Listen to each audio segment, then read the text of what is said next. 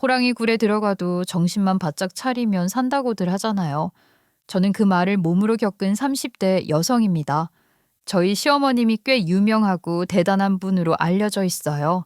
그런데 그런 분이 자기 지위와 자기 아들이 치과 의사라며 예단을 아주 당당하게, 그것도 무리하게 요구하시더라고요. 아들 팔아 장사한다는 말이 딱이에요. 그 과정에서 제가 많이 부족해서 쫄기도 하고 정말 빚을 내야 하나 아니면 이 결혼을 접어야 하나 별 생각이 다 들었지만요. 제가 귀인을 만나서 그분 덕분에 시어머니 문제를 깔끔하게 정리할 수 있었어요. 뛰는 놈 위에는 나는 놈이 있다는 걸 보여준 이야기를 지금부터 들려드릴게요. 저희 결혼 얘기하기 전에요. 이 얘기부터 해야 할 것 같아요. 이게 나중에 시댁에서 얼마나 어이없었는지 이해하는 데 꼭 필요한 부분이라서요. 저 원래 그냥 평범한 직장인이었어요. 회사 다니면서 먹고 사는 거 걱정하는 딱 그 정도 사람이었죠. 다만 그림 그리는 걸 좋아해서 퇴근하고 집에 오면 하루도 안 빼고 끄적끄적했어요. 거창한 목표가 있었던 것도 아니고 그냥 스트레스 풀 겸이었어요. 그런데 그렇게 그리다 보니까 자연스럽게 이야기가 붙고 캐릭터가 생기고 나중에는 웹툰까지 만들게 되더라고요. 그래서 제 웹툰을 출판사에 투고를 했고요. 솔직히 큰 기대는 안 했는데 웬걸요. 반응이 생각보다 너무 좋았어요. 그래서 직장은 그대로 다니면서 겸직으로 출간을 하게 됐고요. 몸은 힘들었지만 그래도 좋아하는 걸로 결과가 나오니까 버틸 수는 있었어요. 그러다 단편 하나를 무사히 끝내고 나니까 다음 이야기도 자연스럽게 구상이 되더라고요. 그래서 출판사 담당자한테 다음 작품도 이런 방향으로 생각 중인데요 정도로 슬쩍 말을 꺼냈어요. 그런데 충격적인 이야기를 듣게 되었습니다.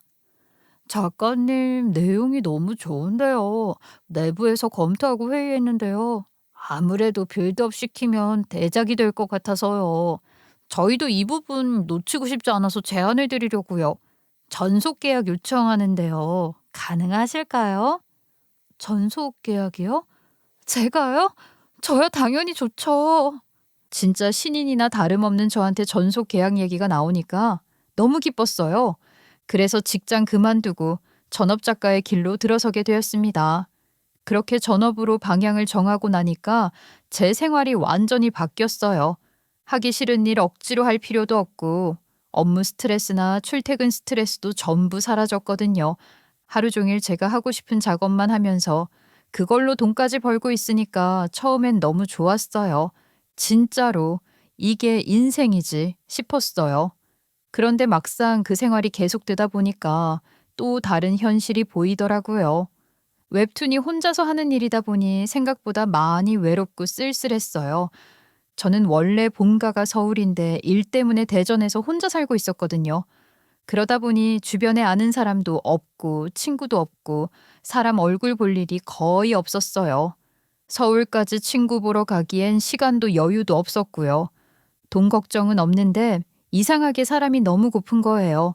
어떤 날은 하루 동안 한마디도 안 하는 날도 있었어요.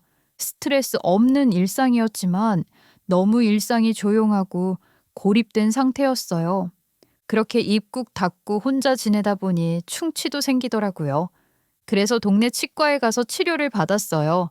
특별하지 않은 치과예요. 의사 한 명에 치위생사 2명 있는 곳이요. 제 상태를 의사가 보시곤 신경치료도 해야 한다며 몇 번은 더 내원해야 한다고 했어요. 수납을 기다리면서 멍하니 앉아 있었는데 그때 치위생사 2분이 이야기하는 소리가 들리더라고요. 듣고 보니 제 웹툰 얘기였어요. 너무 외로워 살다 보니 그런 말도 괜히 귀에 쏙 들어오고 저도 모르게 오지랖이 발동됐어요. 그거 재밌죠? 그 웹툰 저도 보는데 전개가 좀 신박하지 않아요? 도통 뒷얘기 감을 못 잡겠어요. 이렇게 말을 걸었어요. 원래 저도 이런 성격이 아닌데 외로움이 성격을 변하게 하더라고요. 그랬더니 치위생사 2분이 동시에 제 쪽을 보면서 반갑다는 듯 놀라며 말하시더라고요. 어머, 환자분도 보세요. 저희 그 웹툰에 완전 빠져 있잖아요. 너무 재밌어서 하루 종일 그 얘기만 해요. 환자분도 보신다니 반갑네요. 예상외로 반응이 너무 좋자 저는 그때 왜 그런지 모르지만 제 존재를 까발렸어요. 사실 제가 그 웹툰 작가예요. 다른 사람들한테는 비밀이에요. 그랬더니 두 분이 눈이 동그래지더니 갑자기 볼륨이 확 올라가서 어머, 어머, 작가님이셨어요? 대박. 어떻게 이렇게 만나죠? 다음 전개 뭐예요? 저희 너무 궁금해요. 왜 빨리 안 올려주세요? 비밀로 할 테니까 저희한테만 살짝 스포해 주세요. 두 분이 그렇게 반가워하시니 저도 괜히 어깨가 들썩이는 기분이었어요. 늘 조용하던 동네 치과였는데 로비가 시끌시끌해지니 안에 있던 의사 선생님이 뭔 일인가 하고 나오시더라고요. 원장님, 이 환자분이 그 웹툰 작가시래요.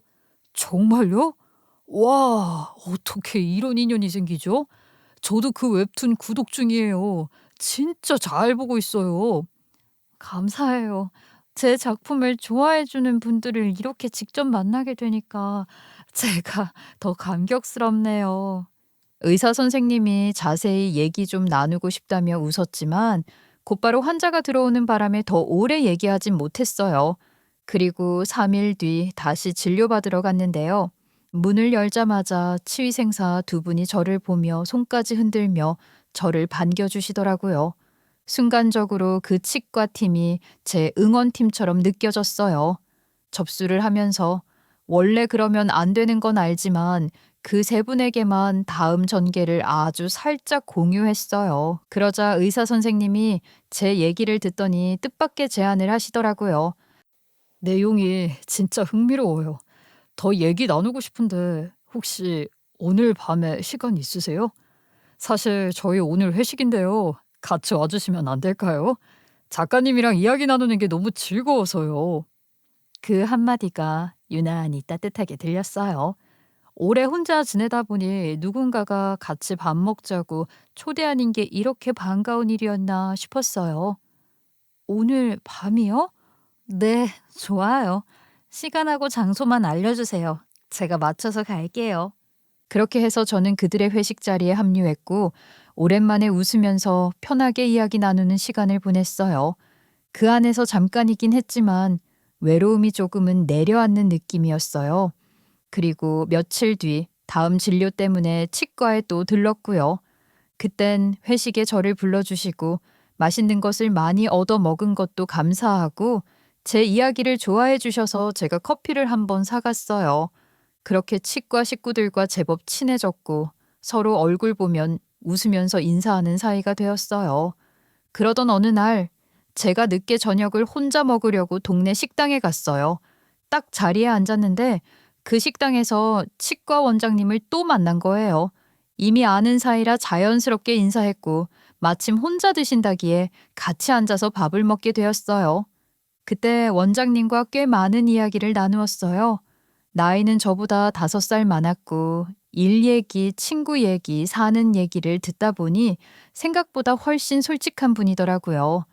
특히 본인도 혼자 산다는 말이 귀에 꽂혔어요. 저는 어머니하고 따로 살아요. 그래서 밥은 늘 밖에서 해결해요. 이 집도 1인분을 팔아서 자주 와요. 어머, 그러세요? 저도 여기 단골이에요. 그 순간 묘하게 동병상련을 만난 기분이 들더라고요. 그날 이후로 시간 맞으면 자연스럽게 저녁을 같이 먹게 되었고 어느 순간 서로의 하루를 편하게 나누는 저녁 메이트가 되어 있었어요. 그러다 보니 인연이 자연스럽게 이어졌고 출근길이나 진료 끝난 뒤에 문득문득 서로를 챙기게 되면서 연인이 되었어요. 특별히 무겁지도 않고 그렇다고 가볍게 흘러가는 것도 아닌 정말 동네에서 만난 편한 친구 같은 사이였고요. 그렇게 저희는 1년 정도 사귄 관계가 되었어요. 크게 티내거나 이벤트가 있는 사이는 아니었지만 옆에 있으면 편안하고 따뜻하다는 느낌 하나만으로 충분한 시간이었어요. 그러던 중 연재하던 웹툰이 1년 정도 지나서 마무리가 되었고 잠깐 쉬는 시기가 왔어요. 저는 그동안 너무 바쁘게 살았으니 여행이나 다녀올까 싶어서 남자친구에게 제 계획을 얘기했죠. 그런데 뜻밖의 제안을 하더라고요. 우리 이제 나이도 있고 자기도 큰일 다 끝냈잖아. 결혼하는 건 어떨까? 여행은 신혼여행으로 가자. 저는 결혼 얘기에 너무 놀랐어요. 연애만 계속할 거라고 생각했거든요. 상대가 치과 의사니까 현실적으로 결혼까지 이어지는 건 먼 얘기라고 스스로 선을 그어놓고 있었거든요. 그래서 더 놀랐어요. 결혼은 내가 생각을 안 해봤었는데, 하긴 우리 나이가 있고 결혼할 만큼 나도 자기가 좋은데, 그게 우리의 미래가 맞는 것 같네. 대답을 하고 난 뒤에야 갑자기 현실감이 확 밀려왔어요. 막상 결혼 얘기가 나오고 나니 그동안 대충 넘겼던 부분들이 한꺼번에 궁금해졌어요. 그래서 남자친구 집안 환경, 가족 분위기, 부모님 성향 이런 걸 차근차근 물어봤어요. 그런데요, 남자친구의 엄마가 보통 분이 아니더라고요. 우리 엄마 진짜 좋은 사람이야. 이 동네에서 유명한 교육 코치고 학원도 오래 했어. 자기 아마 이름 들어봤을걸? 알고 보니 남자친구의 엄마가 유명한 교육 전문가시더라고요. 그리고 남자친구가 자기 엄마를 좋은 분이라고 말하는 것도 마음이 묘하게 조여오더라고요. 자식한테나 좋은 부모일 수도 있잖아요. 듣기로는 기준도 높고 나름 이름값도 있는 분이니 괜히 덜컥 걱정되는 거 있죠? 그래서인지 그때부터 괜히 마음이 조금씩 겁을 먹기 시작했어요.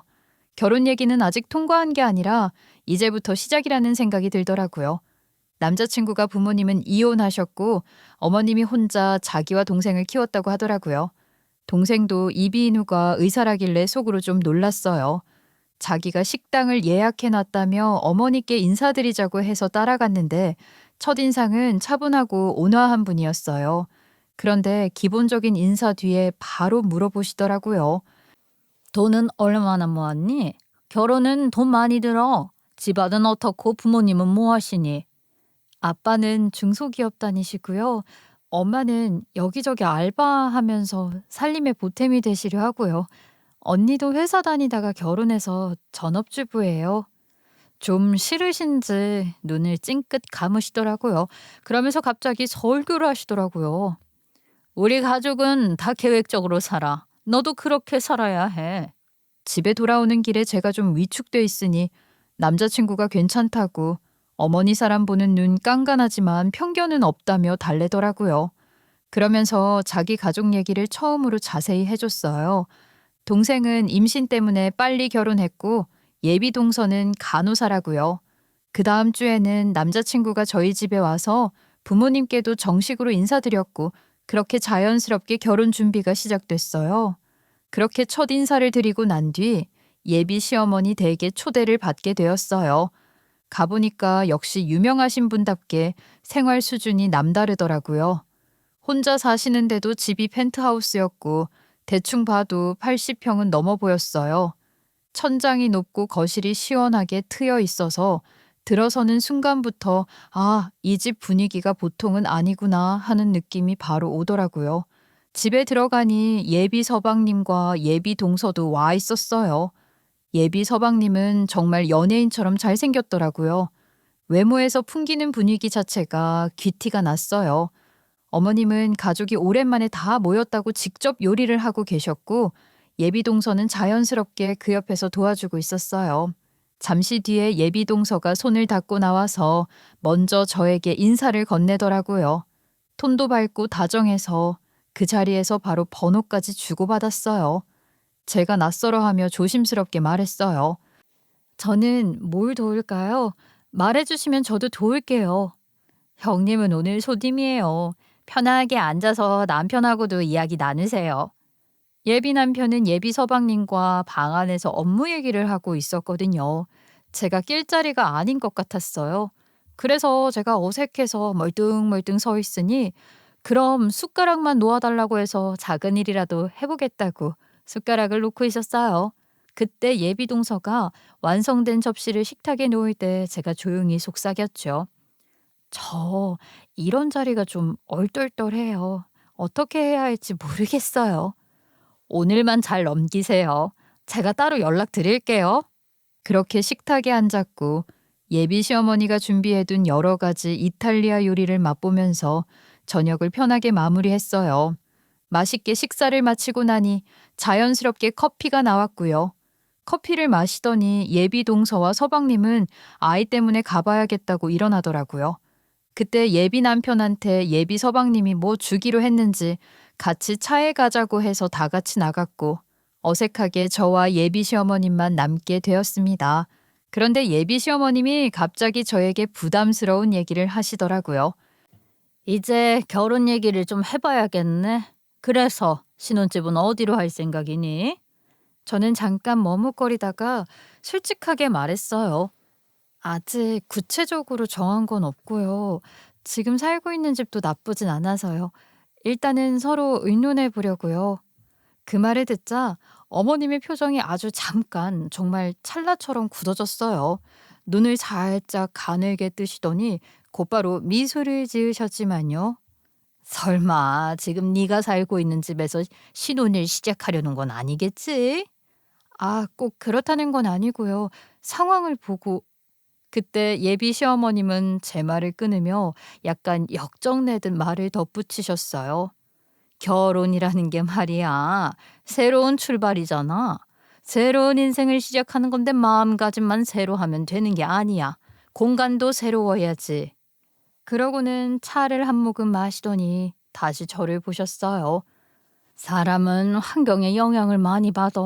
특히 결혼 초반엔 더 그래. 익숙한 데 있으면 생각도 행동도 그대로야.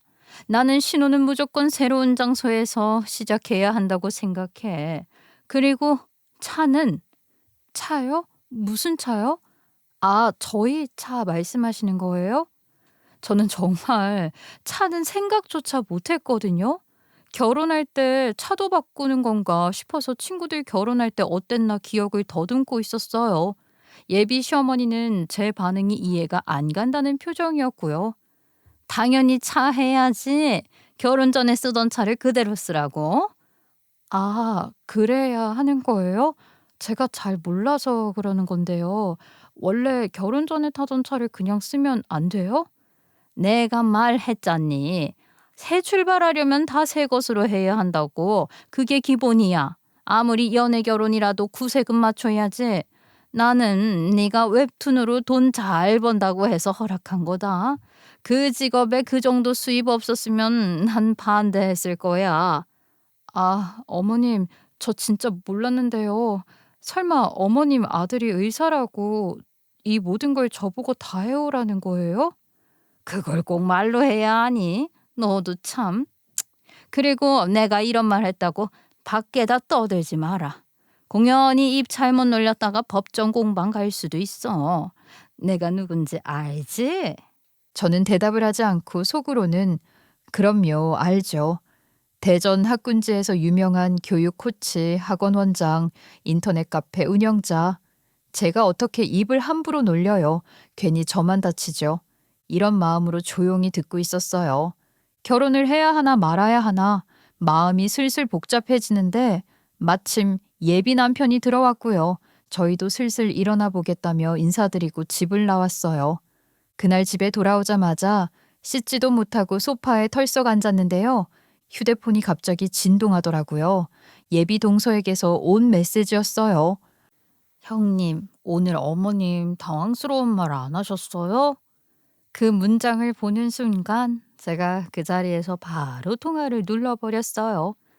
예비 남편한테도 말하지 못하고 답답했었는데 내 맘을 알아주는 사람이 있다니 너무 좋았거든요.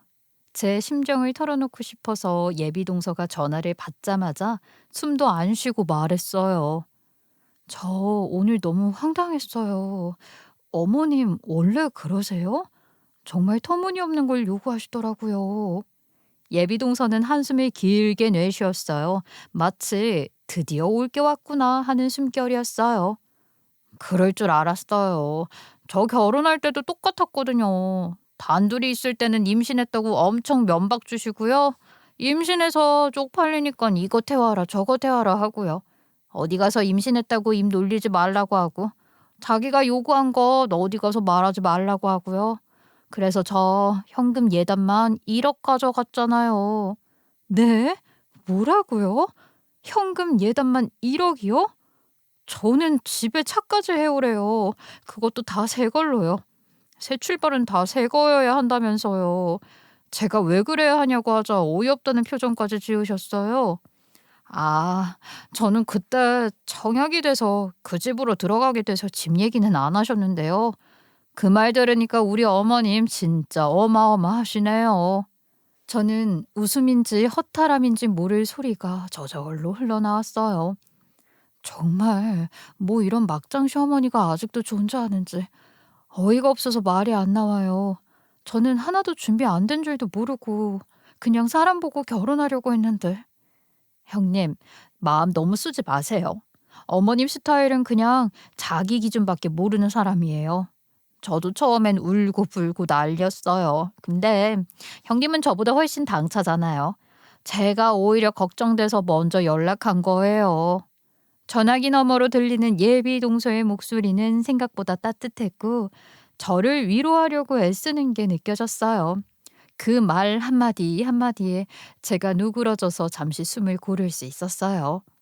형님, 어머님은요, 자기 사회적 위치가 있으니까 체면 깎이는 걸 정말 못 참아요. 누가 자기한테 흠잡는 걸 세상에서 제일 싫어해요. 그래서 더 잘 챙기려고 하시는 분이에요. 그게 성격이 아니라 거의 신념처럼 굳어져 있어요. 예비동서는 조용히 숨을 들이쉬더니 그동안 참고 넘겼던 얘기들을 털어놓기 시작했어요.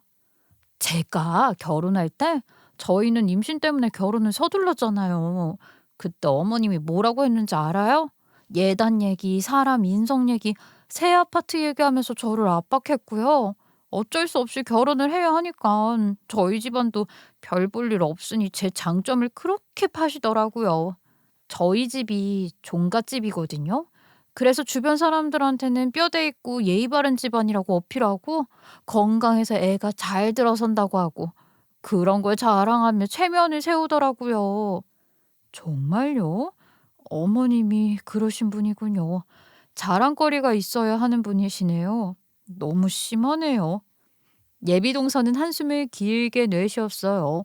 그 한숨 하나에 모든 감정이 다 담겨 있는 것처럼 느껴졌어요. 지금 저희 애가 3살이거든요. 근데요, 어머님이 교육 전문가이고 유명한 교육 코칭가이다 보니 저희 애 교육도 어머님이 하시려고 하더라고요. 그래서 지금 3살 교육이라고 무슨 교구들을 사오시더니 시키라고 하시고요. 5살 되면 영유 보내야 한다고 스케줄까지 다 잡아 놓으셨어요. 그런 부분에서 얼마나 많이 하시겠어요? 게다가 아들 둘을 다 의사로 만든 사람인데요. 제가 따를 수밖에 없을 것 같아요. 하긴요. 예비 시어머님은 아들을 둘이나 다 의사로 만든 장본인인데요. 그리고 교육 코칭가로서 활동도 하시고 학원도 운영하시니 얼마나 이런 부분에 도가 트셨겠어요. 한껏 어깨가 올라가서 그 맛에 사는 분 같은데요. 말투도 딱 자기 방식이 정답이고 그 외의 선택은 다 틀린 거라고 하시는 분인데요. 저희가 그걸 이길 수는 없을 것 같더라고요. 저는 앞날이 걱정이 되더라고요. 예비 남편은 너무 좋은데요. 예비 시어머님이 너무 벅차서 과연 이 결혼을 잘 할 수 있을까 싶었습니다. 저는 핸드폰을 쥔 손이 저도 모르게 더 세게 오므라들었어요. 저 어쩌죠? 저는 예비 시어머님을 이길 자신이 없어요. 말투, 분위기, 질문 하나하나가 너무 압박이 심한데 그래서 제 의견을 더 잘 말하지 못하기도 해요. 형님, 절대 이기려고 하지 마세요. 어머님은 솔직히 우리가 이길 수 있는 상대가 아니에요.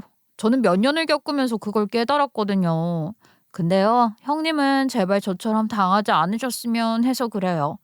어머님이라면 분명 오늘 형님한테 이상한 말을 했을 거라 생각해서 제가 먼저 연락드린 거예요. 그 말이 이상하게 위로처럼 느껴졌어요.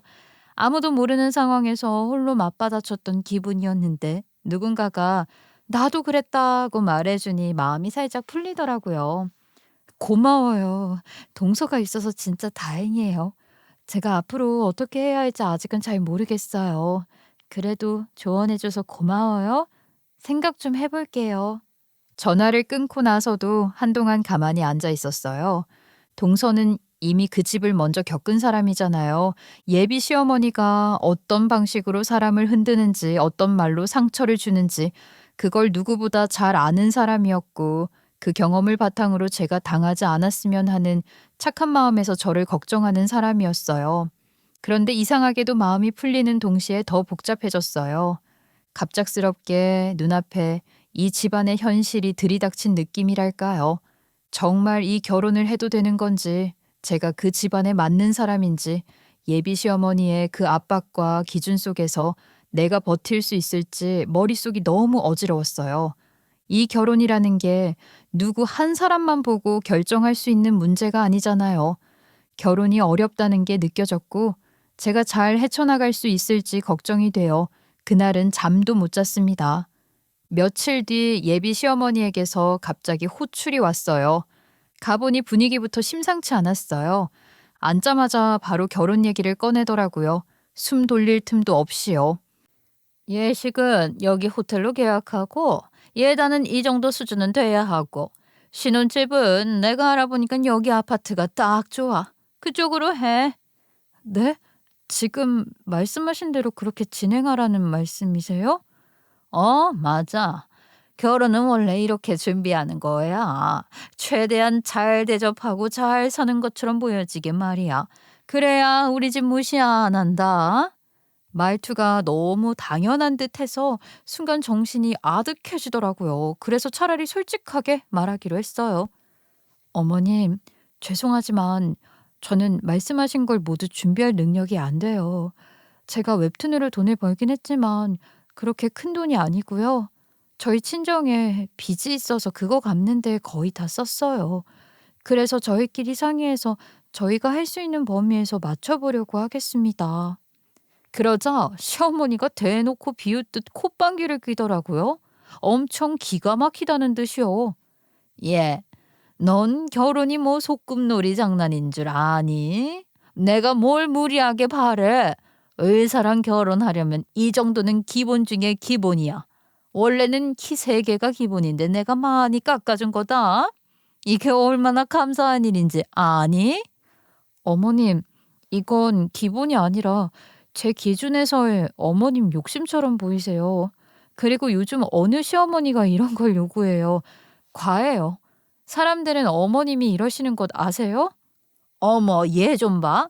다른 사람들 기준이 왜 나오니? 우리 집에 시집 오는 거면 우리 집 기준에 맞춰야 하는 거지. 그리고 나는 거지같이 뭐든 다 생략하고 하는 그런 결혼 안 해. 돈이 그렇게 없으면 빚을 내서라도 결혼해야 하는 거 아니니? 너네 부모님은 뭐 하는 사람이니? 딸이 우리 집 같은 집이랑 결혼하는데 뒷짐지고 있으시다니? 뭐 이런 경우가 다 있어. 급기야 저희 부모님 이야기까지 언급하시더라고요. 저는 너무 기가 차서 저도 대놓고 콧방귀를 뀌었습니다. 그때 제 심정은 이판사판이었어요. 그런데요, 한 가지 이상한 점은 계속 이 결혼을 파기할 생각은 안 하시고 자신이 원하는 대로 이 결혼을 끌고 가시려고 하는 거였어요. 좋아. 그럼 다른 건 다 너희 마음대로 해. 대신 현금 예단은 2억 갖고 와. 아들 하나 키운 값은 받아야 하지 않겠니? 아들 잘 키워서 덕은 네가 볼 텐데 나도 내 업은 챙겨야지. 안 그러니? 네? 2억이요? 어머님, 갑자기 웬 2억인가요? 2억 정도는 내야 내가 체면 한국이고 예단을 준비하지. 내 옷 사고 가방 사고 며느리가 해왔다고 해야 할 것 아니야. 그리고 신혼집은 내가 말한 아파트로 해야 해. 전세든 월세든 니들이 알아서 하고 절대로 급을 떨어뜨리면 안 돼. 이건 선택이 아니라 필수야. 그 순간 진짜 어이가 없어서 한동안 말도 못했어요. 그리고 어떻게 말해야 어머님을 저지할 수 있을지 저도 나름 머리를 엄청 굴렸는데요. 이건 조율할 수 있는 부분이 아니더라고요. 그래서 계속 싫다고만 했어요. 싫어요, 어머님. 각자 살아온 환경도 다르고 만족하는 기준도 다르겠지만 이건 강요세요. 억지이기도 하고요. 저는 못합니다. 저희가 가능하고 저희 삶에 맞는 곳으로 신혼집을 정할 거예요. 그러자 시어머니가 완전히 폭발했어요. 그럼 너는 지금 뭐 어쩌자는 건데? 우리 아들이 왜 못 사는 너네 집이랑 결혼해야 하는데?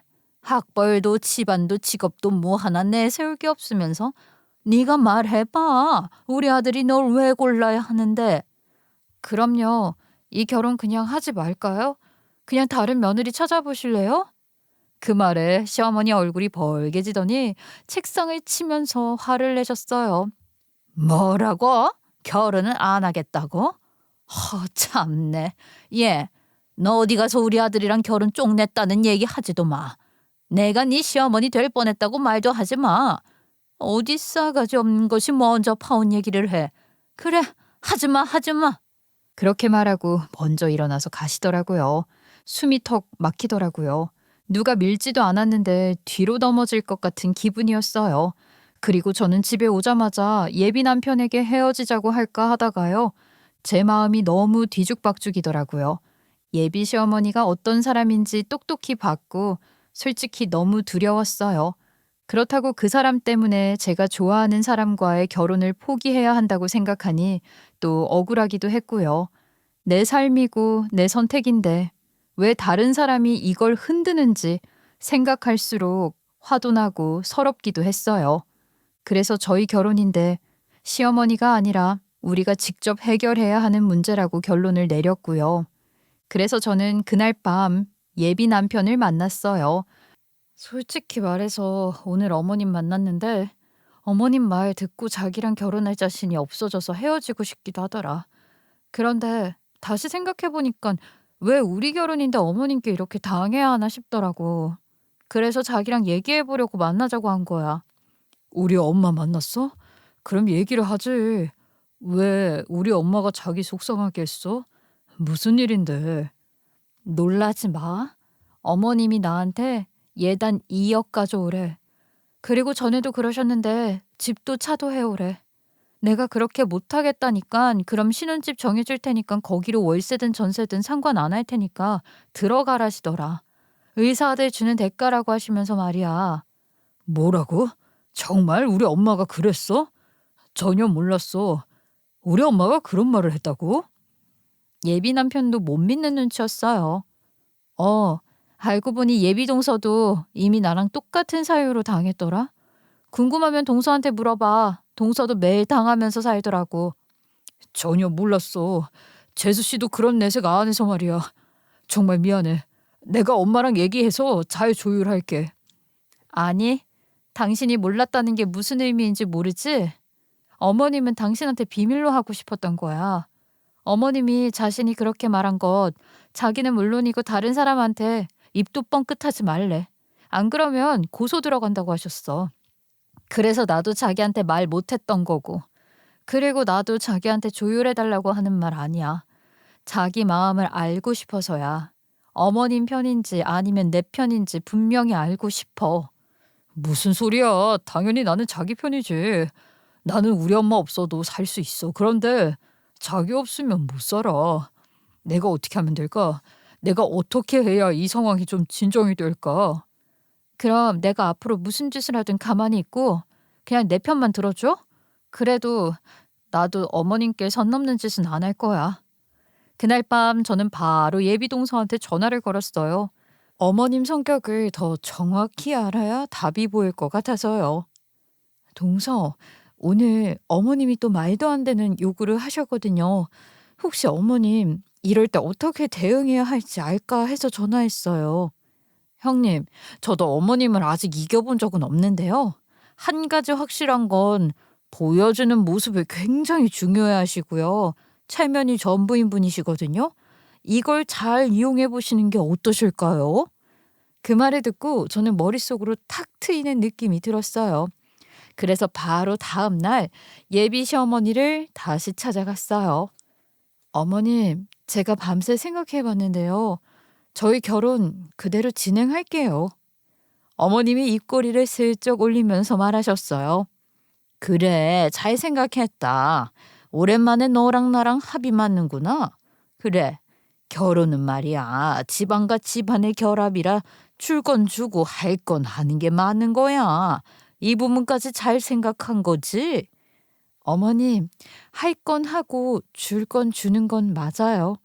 그런데 과도하게 주고받을 생각은 없어요. 저희가 할 수 있는 만큼만 하겠습니다. 그 말이 끝나자마자 예비 시어머니 표정이 싹 바뀌었어요. 입술을 삐쭉 내밀고 눈을 가늘게 뜨더니 그 특유의 압박하는 톤으로요. 너 말을 못 알아듣는구나. 내가 괜히 말하겠니? 이건 기본이야, 기본. 어머님, 저희 방식대로 준비할게요. 저희가 감당할 수 있는 방식으로요. 그 이상은 안 합니다. 예비 시어머님 얼굴이 벌개질 만큼 화가 난 게 눈에 보였는데도 저는 흔들리지 않았어요. 그냥 가볍게 고개만 숙이고 문을 열고 나와버렸습니다.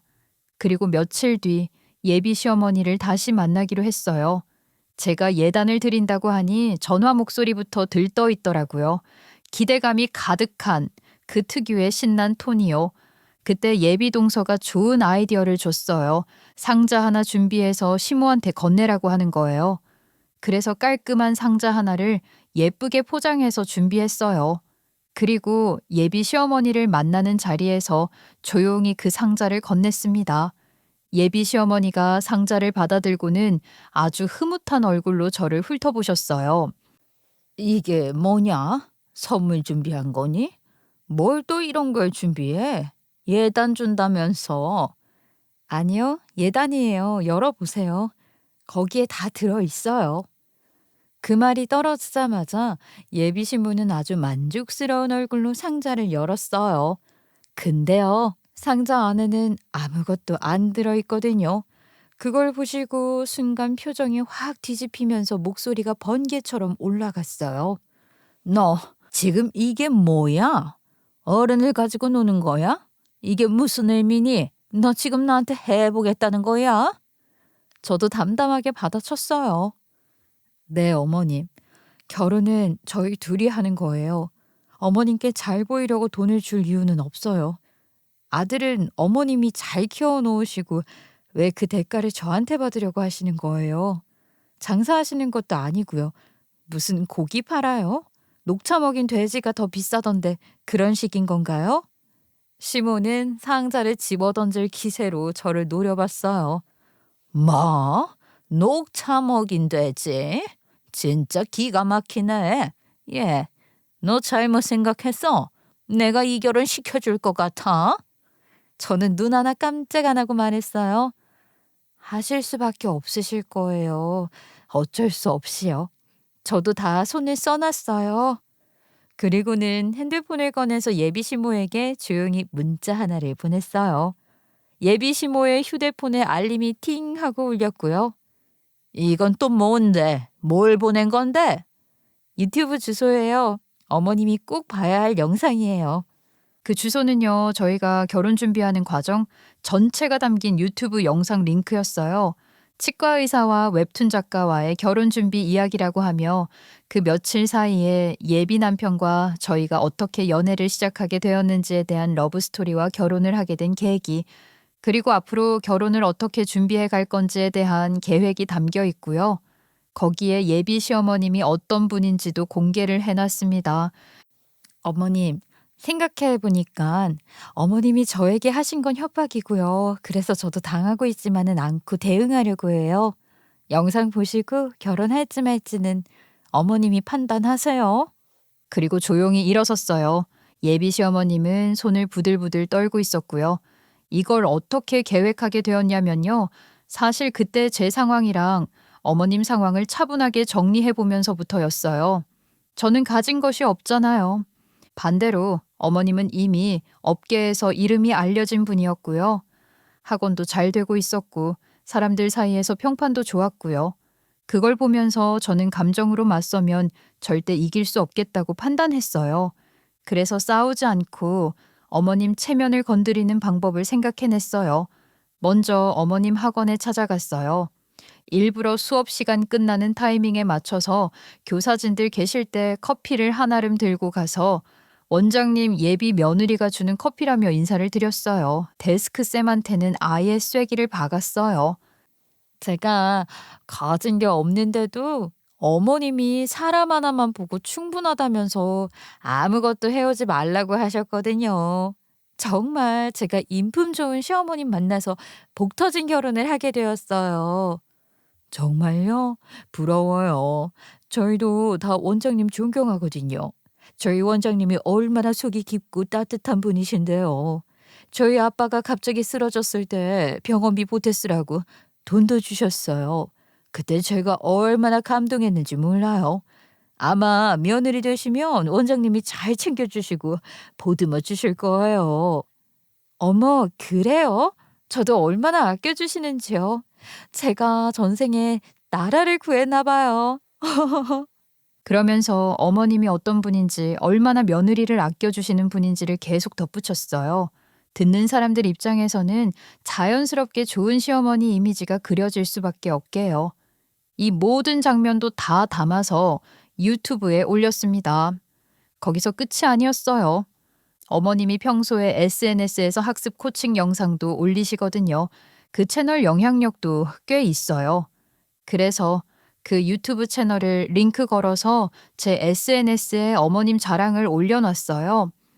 부족한 저를 가족으로 받아주시고 언제나 응원해주시고 진심으로 감사하고 사랑합니다. 잘 사는 모습으로 보답할게요. 이렇게 공개적으로 남겼어요. 역시나 어머님이 유명하시자 그 영상 댓글이 줄줄이 달렸고요. 대부분 역시 배운 사람은 다르다. 막장 시어머니들은 저희 예비 시어머님께 배워야 한다며 사람들이 다 저희 예비 시어머님을 칭송하기 시작했습니다. 일이 이렇게 진행되자 어머님은 더 이상 제 앞에서 함부로 행동하기 어려운 위치가 되셨어요. 어머님이 그 영상을 보시고 바로 연락이 왔어요. 너 쇼 잘한다. 그래도 안 되는 건 안 되는 거야. 내가 말한 거 번복은 없으니까 그리 알고 준비해둬. 저는 잠깐 숨을 고르고 최대한 담담하게 말했어요. 아, 알겠습니다. 그럼 저희 이번에 집 보러 가는 영상도 찍어야 해서요. 어머님이 직접 그 집 추천하셨고 월세든 전세든 그 아파트에서 사는 게 중요하다고 하셨다. 아파트 급이 중요하다고 하셨다. 이런 얘기 다 담아서 올릴게요. 예단 2억 만드는 과정도 같이요. 그 말이 끝나자마자 수화기 너머에서 고함이 터져 나왔어요. 야, 이 미친년아. 너 지금 뭐 하는 짓이야? 너 그랬다간 가만 안 둬? 소리를 꽥 지르셨는데도 이상하게 그때는 하나도 무섭지 않았어요. 저는 차분하게 한마디만 남겼어요. 아무튼 저는 전달은 드렸어요. 그리고 그대로 전화를 끊었어요. 더 이상 예비 시어머님이 무섭지도 않았고요. 오히려 열받은 예비 시어머님 얼굴이 상상이 돼서 웃음이 나오더라고요. 이 다음에서는 제가 한 방을 더 날렸어요. 그냥 말로 주고받는 단계는 이미 끝났다고 봤거든요. 그래서 기획을 하나 했어요. 교육을 선도하는 유명한 분으로 알려진 예비 시어머님이 과연 자기 자식 결혼 앞에서는 어떤 태도를 보이시는지 그걸 그대로 담아보자는 영상이었어요. 말 그대로 공식 입장을 남기게 만드는 거였어요. 그렇게 마음 먹고 아무 예고도 없이 카메라를 들고 어머님 학원으로 찾아갔어요. 문을 열자마자 어머님 눈빛이 딱 변했어요. 처음엔 도끼 눈이었어요. 누가 봐도 불쾌한 표정이었는데 제 손에 카메라가 들려 있는 걸 보시더니 그 순간 바로 표정이 바뀌더라고요. 어머, 너희들 왔구나. 오늘은 뭐 찍는 거야? 설마 나 찍으러 온 거야? 그때 남편이 미리 맞춰둔 멘트를 아주 공손하게 꺼냈어요. 네, 엄마. 엄마는 이 나라 교육 현실에 대해서 누구보다 잘 아시는 분이고 아들 둘도 잘 키워내셨잖아요. 또 엄마를 닮고 싶어하는 분들도 많고요. 그런 분으로서 자식의 인생을 설계하는 입장에서 결혼을 준비하는 사람들에게 해주고 싶은 말이 있을까 해서요. 그 질문 앞에서는 본색을 드러낼 수가 없는 거예요. 카메라가 돌아가고 있었고 이미 교육자, 존경받는 어른이라는 틀이 씌워진 상태였으니까요. 결국 어머님은 자신의 감정을 꾹 눌러 담은 채 아주 교과서 같은 말을 꺼내셨어요. 여러분, 결혼은 여러분이 알아서 하는 거예요. 부모가 아무리 뭐라고 해도 결국 본인이 선택해서 하는 거예요.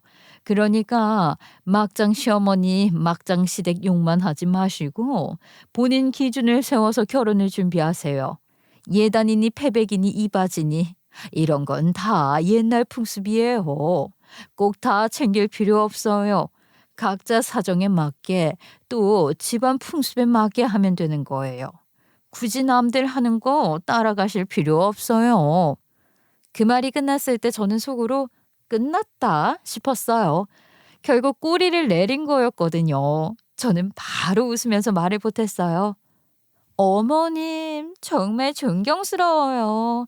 어머님처럼 생각하시는 분들이 많으면 이 세상에 시집살이라는 말은 없어질 것 같아요.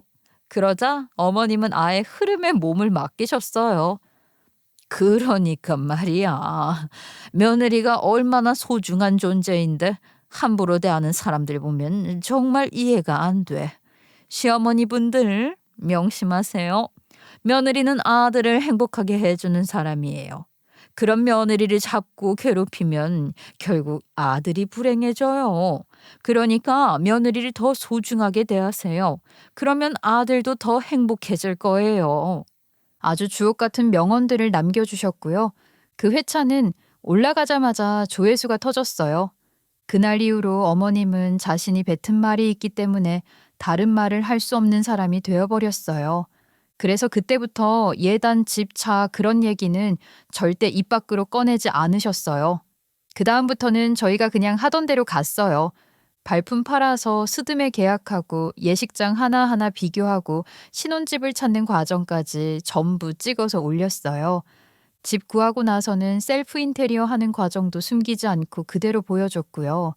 돈이 많아서가 아니라 저희 형편 안에서 어떻게 하면 가장 만족스러운 선택을 할 수 있는지 그 과정을 담았어요. 그 영상들을 어머님도 전부 보고 계신 게 느껴졌는데 어느 순간부터는 아무 말도 못 하시더라고요.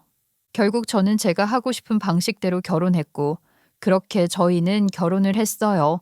정말 평범한 결혼이었어요. 그냥 저희에게 맞는 예식장을 고르고 저희가 좋아하는 사진 콘셉트를 정했고 저희 수준에서 감당할 수 있는 집을 골랐어요. 인테리어도 돈 들여 번쩍이게 할 여유는 없어서 직접 손으로 하나씩 했고요.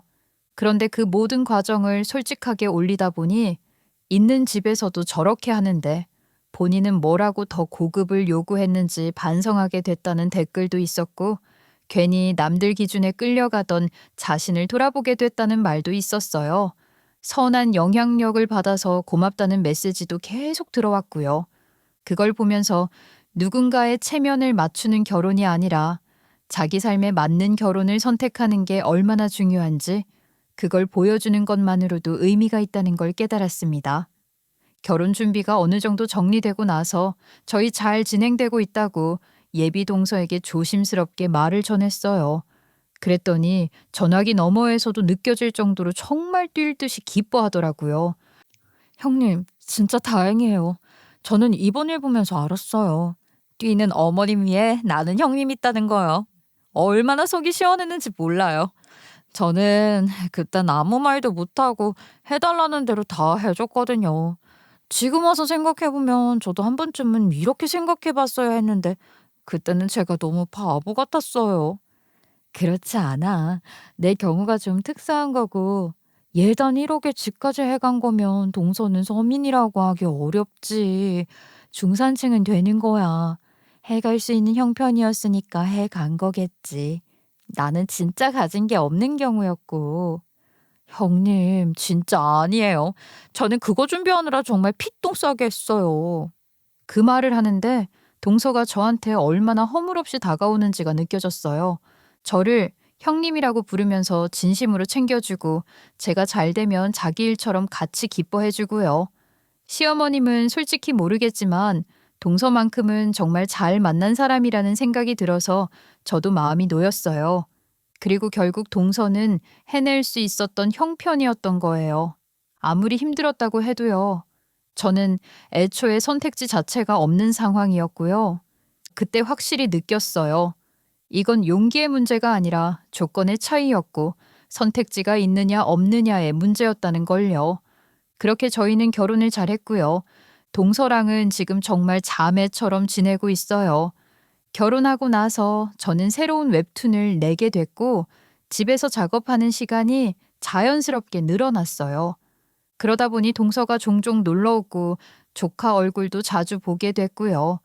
조카는 볼 때마다 훌쩍훌쩍 크고 그런 평범한 하루들이 쌓이다 보니 어느 순간부터는 서로를 챙기는 가족이 생겼다는 느낌이 들더라고요. 형님, 제가 쿠키를 좀 구웠는데요. 형님네 조금 가져다 드릴까요? 어머, 정말? 너무 좋지. 그럼 나는 커피 준비할게. 그렇게 일주일에 두어 번씩 만나서 수다도 떨고 서로 생일도 챙기고 진짜 자매처럼 지내고 있어요. 이런 관계가 만들어질 수 있었던 건 동서 역할이 정말 큰 것 같아요. 저를 처음부터 잘 받아주었잖아요.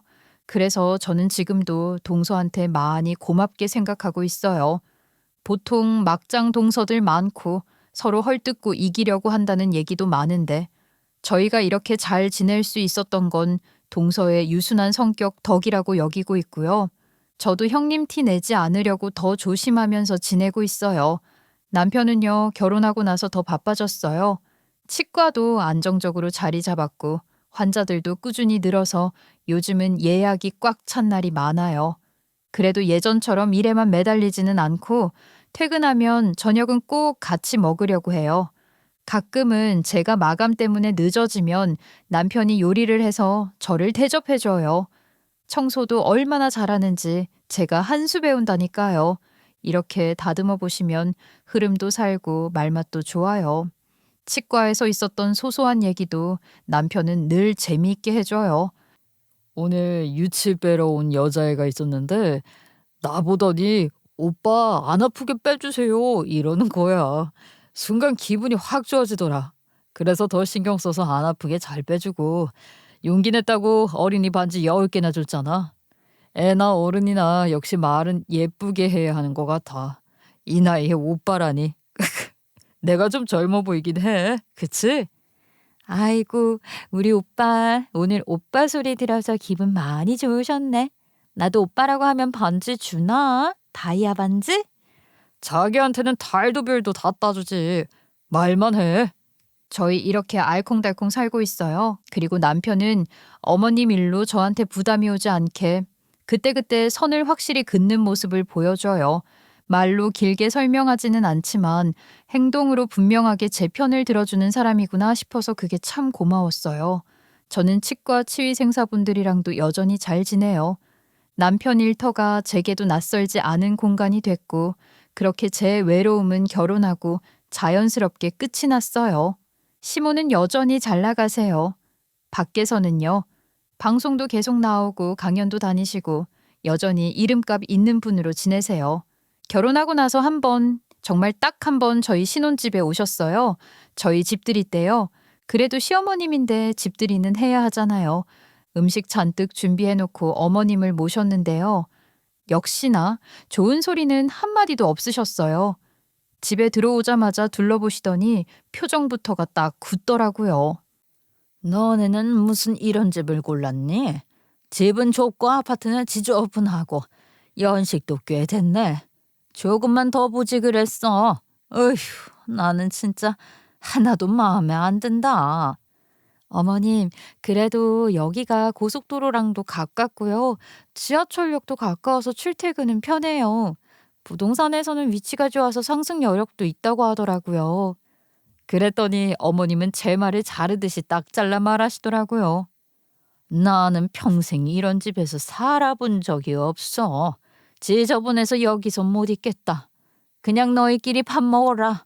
그리고 우리는 앞으로 밖에서 만나자. 우리 집에 오던가. 나는 그냥 갈게. 그 말만 남기고 소파에도 앉지 않으셨어요. 물 한 잔도 안 드시고 한바탕 평가만 하고 바로 나가셨어요. 문이 닫히고 나서 집안이 갑자기 조용해졌는데 이상하게도 저는 마음이 상하기보다는 오히려 담담했어요. 앞으로 안 오신다니 더 좋더라고요. 그리고 며칠 뒤에 어머님에게서 전화가 왔어요. 목소리 톤부터가 평소랑은 조금 달랐어요. 예, 이제 너희도 결혼했으니까 말이야. 너희 결혼 준비 과정 올렸던 SNS 영상들 있지? 그거 좀 내려줘라. 내가 사회적으로도 위치가 있는 사람인데 가족들 얼굴이 대외적으로 알려지는 게 싫다. 괜히 범죄에 휘말릴 수도 있고 말이야. 그러니까 부탁한다. 아, 그러네요. 어머님 말씀에 일리가 있어요. 알겠습니다. 바로 정리할게요.